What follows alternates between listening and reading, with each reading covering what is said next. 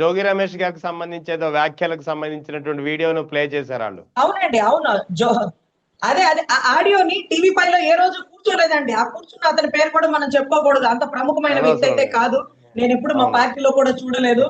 అతను అసలు ఎవరో కూడా మాకు తెలియదు. జనసేన ఐడి కార్డు ఏమైనా ఉందా, లేకపోతే ఆ మెంబర్షిప్ ఎవరో తీసుకున్నాడేమో. అంత గురించి అంతకు మించి చెప్పుకునే స్థాయి కూడా అతనికి కాదు. అతను ఈ రోజు టీవీ పైలో కూర్చొని రజనీ గారు ఎలా మాట్లాడుతున్నారో చూసారా జోగి రమేష్ గురించి అంటారు. జోగి రమేష్ గారు ఎవరు? ఒక శాఖ మంత్రి. ఎవరు పార్టీలో ఉన్నారు? ఒకే ఒక్కడు సింగిల్ గా పోటీ చేసి 151 సీట్లు గెలుచుకున్నటువంటి జగన్మోహన్ రెడ్డి గారి పార్టీలో ఉన్నారు. ఎవరు ఆ జోగి రమేష్ గారు? స్టేజ్ మీద పవన్ కళ్యాణ్ గారిని చిత్తగారిని కుక్క, 4 పెళ్ళాలు, సంవత్సరానికి ఒక దాన్ని కుక్కల్ని మార్చినట్టు మారుస్తున్నాం, లేదా కుక్కల్ని కుక్క పడినట్టు ఆడబిడ్డలు వెనకాల అంటూ జోగి రమేష్ గారు స్టేజ్ మీద మాట్లాడారు.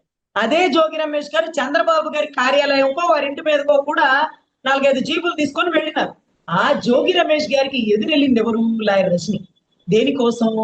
జోగి రమేష్ గారికి నాకు ఏమన్నా ఆస్తి వివాదాలు ఉన్నాయా? ఆయన నన్ను ఎప్పుడన్నా ఒక మాట అన్నాడా? నేను ఎప్పుడన్నా ఆయన ఒక మాట అన్నానా? పవన్ కళ్యాణ్ గారి కోసం ఆయన పవన్ కళ్యాణ్ గారిని అంటారా అని ఆయన అన్నట్టు కాదు, యావత్ రాష్ట్ర దేశ కాపులందరినీ అన్నట్టుగా ఆపాదించుకొని, నేను అప్పటికే ఆయన పార్టీలోకి పిలవలేదు, నాకు పదవి ఇవ్వలేదు. పవన్ కళ్యాణ్ అంటే కాపు అంతే, ఒక బ్రాండ్ పడిపోయింది.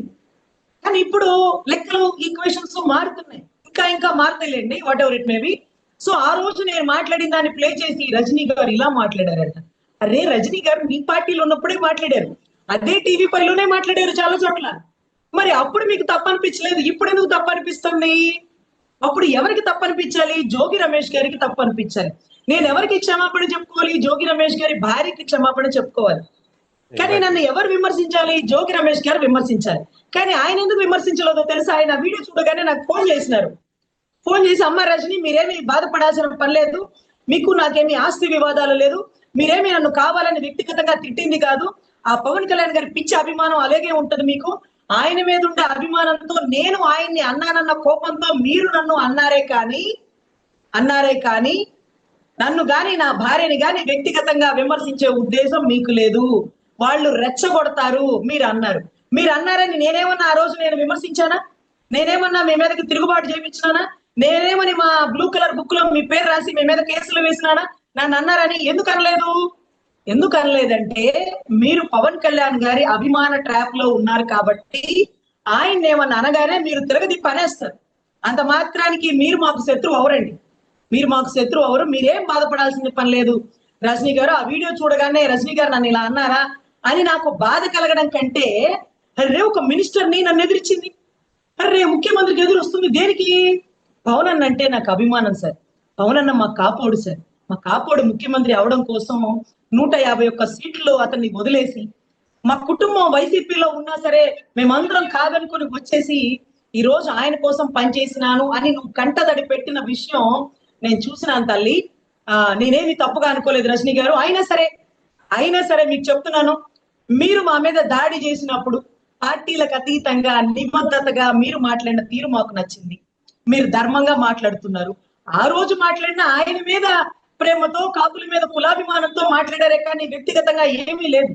అందుకని మీకు అభ్యంతరం లేకపోతే మీరు మా ఇంటికి వస్తే మా భార్యతో మీకు పసుపు కుంకాలు పెడతాము, మా ఇంటి ఆడబిడ్డగా అన్నటువంటి ఔదార్యం సార్.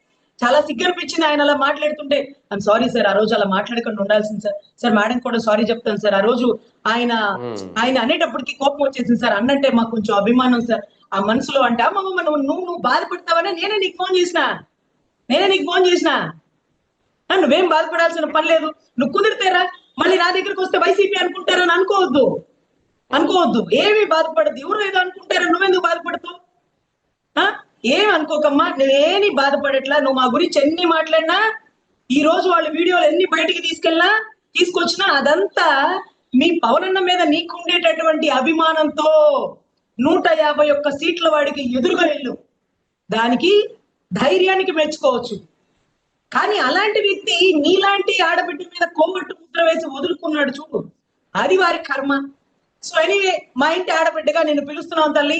నా భార్యకి నువ్వు క్షమాపణ చెప్పక్కర్లేదు, ఆవిడిచ్చే పసుపు కుంకాలు తీసుకుంటే చాలు అన్నారు సార్. నిజంగా నేను ఆయనతో ఫోన్ లో మాట్లాడుతూ కూడా సారీ సార్, అలా ఎందుకు మాట్లాడారో నాకే తెలియదు సార్. ఆయన అంటే అభిమానం సార్, లేకపోతే ఆ కులము నా కులపోళ్ళని అన్నారని కోపంతో అలా మాట్లాడినాను సార్ అని చెప్పినాను సార్. దీని ఎక్స్ప్లెనేషన్ నేను మీడియా ముఖంగా చెప్పుకోవాలి సార్. కానీ ఆ రోజు మీ పార్టీలో అలా మాట్లాడినానే ఏ ఒక్కరైనా పిలిచి అమ్మ తప్పు తప్పు అలా వారి వ్యక్తిగత విషయాల్లోకి పోకూడదని అన్నారా? నేను ఎప్పుడు అలా ఎందుకు అలా స్లిప్ అయ్యానో నాకే తెలియదు. నేను ఎప్పుడో మాట్లాడిన వీడియోస్ అన్ని బయటకి ఇప్పుడు తీస్తున్నారు. కానీ అప్పుడు నేను వేసుకున్న కోట్ కూడా నచ్చింది రెహమాన్ గారు. ఒక ఆవిడ బయటకు వచ్చి నేను హాఫ్ కోట్ వేసుకోకూడదు అంటది. అరే అదే హాఫ్ కోట్ కదా ఉద్యమం చేసింది, అదే హాఫ్ కోట్ కదా టీవీ ఏబిఎన్ మహా న్యూస్ అన్ని టీవీ ఛానల్లో కూర్చుంది. అప్పుడే నీ అభ్యర్థం ఒక మహిళ వచ్చి నువ్వు కోట్ వేసుకోకూడదు, నీ మీద కంప్లైంట్ చేస్తానంటే నేను బ్యాడ్జ్ పెట్టుకోకూడదు, అది తప్పు. కోట్ అది కూడా హాఫ్ కోట్ నాకు చున్నీ కన్వీనియంట్ గా ఉండదు, సర్జరీ చేసుకున్నాను కదా అని హాఫ్ కోట్ వేసుకునేదాన్ని సార్. ఆ కోట్ కూడా వేసుకోకూడదు అనేసి. చూడు ఎలా ఉంటుందంటే మన దగ్గర ఉన్నప్పుడు ఒక మాట, బయటికి వెళ్ళినప్పుడు 10 మాటలు. కానీ వాళ్ళకి ఎదురుగా మేము వెళ్ళినప్పుడు వారు ఎప్పుడు కూడా మా జన సైనికుల్ని డైరెక్ట్ టార్గెట్ చేయలేదు సార్. ఎందుకంటే జన సైనికులు ఎవరు కూడా జగన్మోహన్ రెడ్డి గారి మీద, జోగి గారి మీద, అంబటి రాంబాబు గారి మీద, పేర్నాల మీద కోపం మా కోపం వల్ల మీరు పవన్ కళ్యాణ్ గారు అన్నారనే కోపం.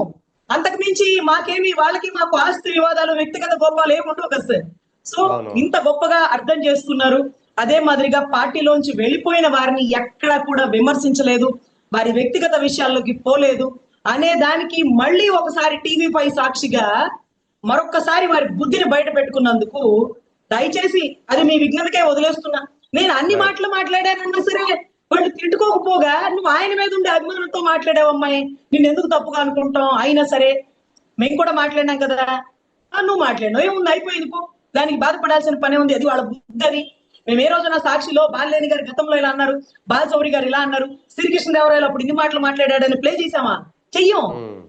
పోతారబ్బా మా పార్టీ వాడు ఏదో పార్టీలో ఎదుగుతాడు, ఎదగని ఏమవుతుంది, ఎక్కడి నుంచి వెళ్ళినా వీడు ఎక్కడి నుంచి వచ్చాడరా అంటే వైసీపీ నుంచి వచ్చాడని చెప్పుకుంటారు కదా, చాలు అనేటటువంటి గొప్ప ఔదార్యం కల వ్యక్తి జగన్మోహన్ రెడ్డి గారు. రజనీ గారు మీరు అర్థం చేసుకుంటే బాగుంటదని నా ఉద్దేశం. అంతకు మించి మీకు పవన్ కళ్యాణ్ గారే మీ అన్నతోనే మాట్లాడండి, మేమేం అనుకోము అని ఒక గొప్పగా మెసేజ్ ఇచ్చినారు సార్. ఎనీవే ఇది రాష్ట్ర ప్రజలకి, వైసీపీ వారికి, అదే రకంగా నన్ను తిట్టే ప్రతి ఒక్కరికి తెలుసుకోవాలి.